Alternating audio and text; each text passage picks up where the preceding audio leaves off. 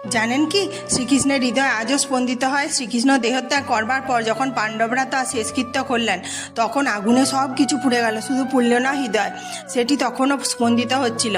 সেটি থেকে প্রচণ্ড আলো বের হচ্ছিল, সেটিকে ব্রহ্ম পদার্থ বলা হয়।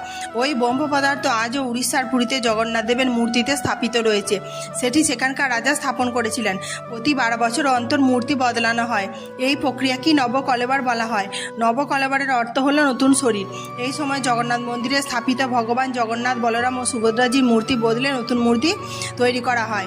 এই সময় জগন্নাথ দেবের পুরনো মূর্তি থেকে ওই ব্রহ্ম পদার্থটি বের করে নতুন মূর্তিতে স্থাপন করা হয়। আর এমনটা করার সময় পুরো শহরের বিদ্যুৎ সরবরাহ বন্ধ রাখা হয়। আর যখন প্রধান পূজারী দ্বারা ব্রহ্ম পদার্থ পুরনো মূর্তি থেকে নতুন মূর্তিতে স্থাপন করা হয়, তখন ওনার চোখে কাপড় বেঁধে দেওয়া হয় এবং হাতে গ্লাভস পরানো হয়। ওই পূজারীর কথা অনুসারে সেই হৃদয় আজও স্পন্দিত হয়, আর সেটিকে দেখার চেষ্টা করলে মৃত্যু পর্যন্ত হতে পারে।